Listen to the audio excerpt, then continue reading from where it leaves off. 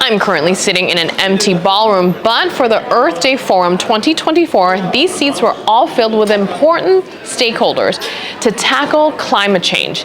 It requires a collective force, a collective action in order to promote and progress climate resilience. Let me repeat that, collective action. So, the Ministry of Nature hosted yet another Earth Day Forum. But what are these forums all about and what is the significance to them? Let's find out. On Earth Day, a second annual forum was hosted by the Ministry of Nature. The discussion centered on climate resilience, and many step forwards have been taken to tackle climate change on our small island nation. A National Climate Resilience Council was launched. The Climate and Ocean Risk Vulnerability Index Agreement, also known as the CORVI Agreement, was signed by many public and private stakeholders.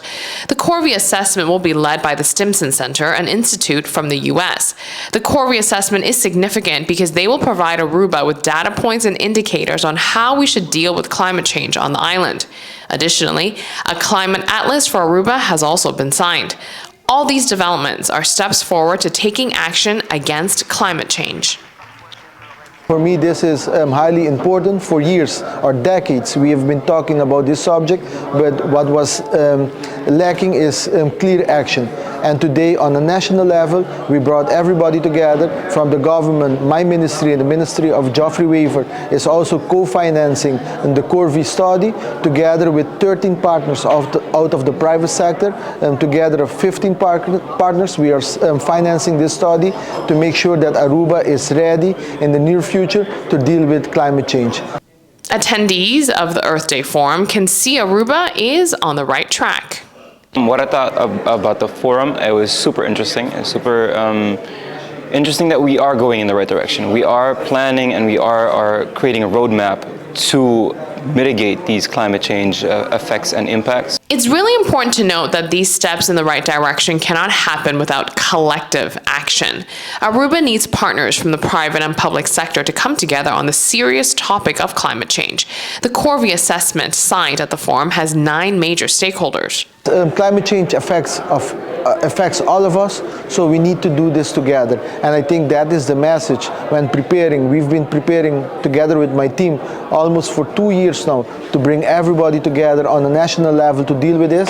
And to be honest with you, everybody felt the urgency and also made their commitment to help and prepare this. And I think that is the most important part, that you see individually we can do it alone, but once we do it together, we will achieve a broader objective for the entire island. And I think that is the message we got from today, with everybody signing as well these agreements.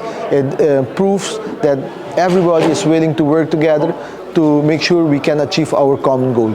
I also think that having multiple stakeholders involved in order to fight against climate change is really necessary. We need multidisciplinary approaches. Minister Ursula Adens also says one of the priorities is tackling climate change on a national level, partnering up with credible international research centers. And that's why we also took a national approach. The National Climate Resilience Council is based on a quintet model that is also not only focusing on private but public sector, but we also include academia, NGOs, and also the international partners that can help us both with the finance but also with knowledge when it comes to dealing with climate change. And for us, this was highly important, because tapping into outsourced knowledge and finance will definitely help us move forward.